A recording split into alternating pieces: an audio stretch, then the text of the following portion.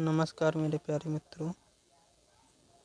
आज हम लोग 10 और 12th के लिए देखते हैं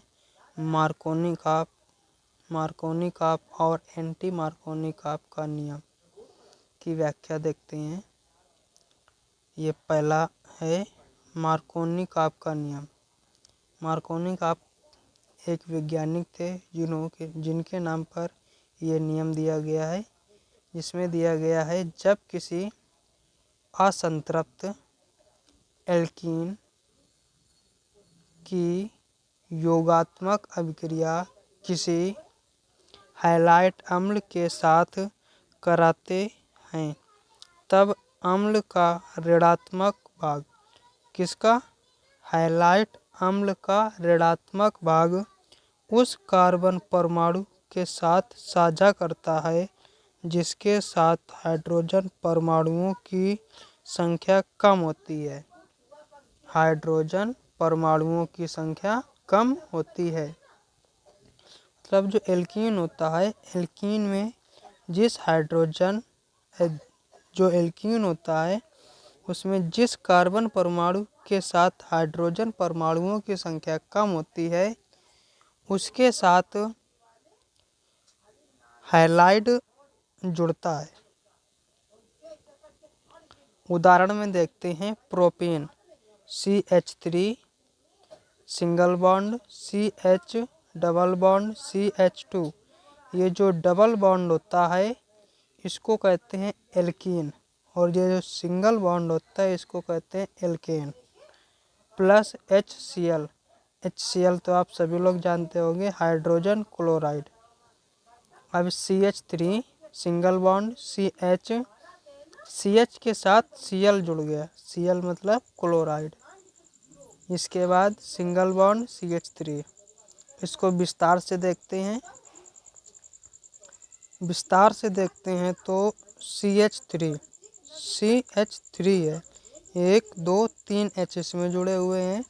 सिंगल बॉन्ड CH है तो CH हो गया, ये डबल बॉन्ड हो गए CH2 C और डबल H हो गए। अब ये एल्कीन जो होता है वो डबल बॉन्ड होता है, तो ये एल्कीन है। एल्कीन के साथ 1 और 2 पर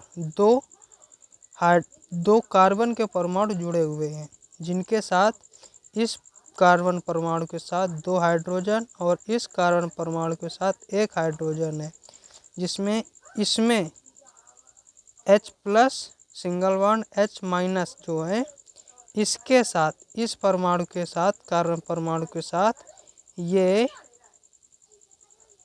क्लोराइड जुड़ जाएगा।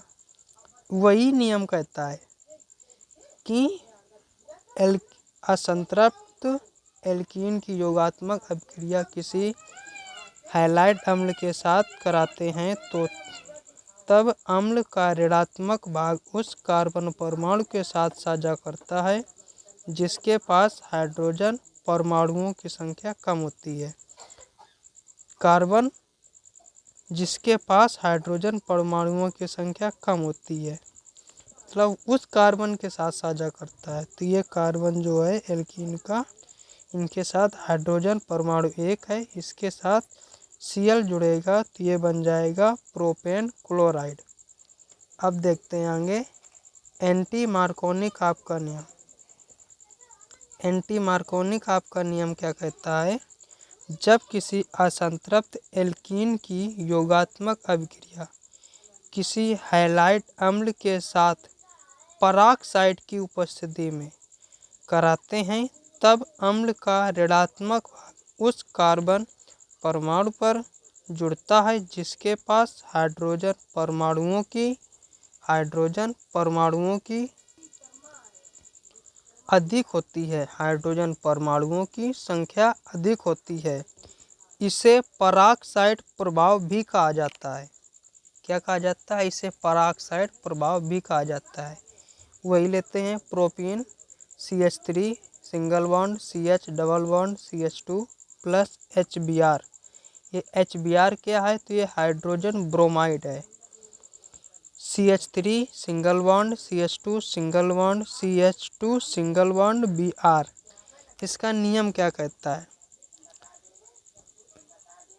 इसका नियम कहता है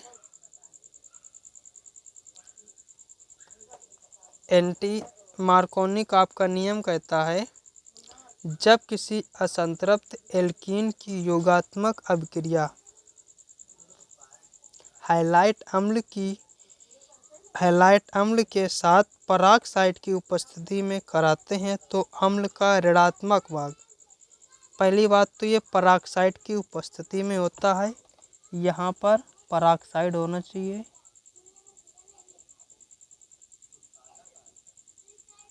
पराक्साइड, यहाँ पर पराक्साइड की उपस्थिति में यह अभिक्रिया होती है।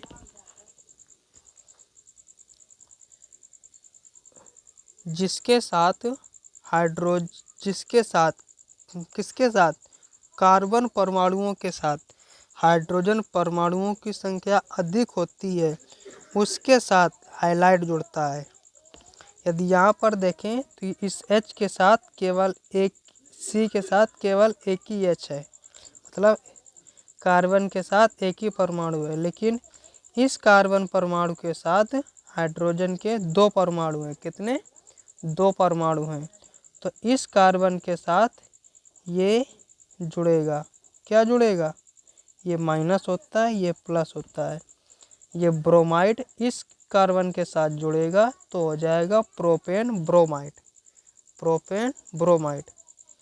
और नोट में देखते हैं पराक्साइड प्रभाव, जो एंटी मार्कोनिक आपका नियम पराक्साइड प्रभाव है, केवल HBr हाइड्रोजन ब्रोमाइड के साथ प्रदर्शित होता है, हाइड्रोजन ब्रोमाइड के साथ ही प्रदर्शित होता है, जबकि हाइड्रोजन क्लोराइड व हाइड्रोजन आयोडाइड के साथ प्रदर्शित नहीं होता है।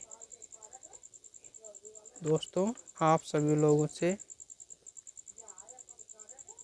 कहना चाहता हूँ, यदि वीडियो अच्छा लगे तो सभी लोग वीडियो को लाइक करना और चैनल को ज़रूर सब्सक्राइब करना। आपके एग्ज़ाम आने वाले हैं 4 महीने बाद, इसलिए आप लोग अच्छे से पढ़ाई करें और आपको डेली से ये दिया जाएगा कंटेंट। धन्यवाद।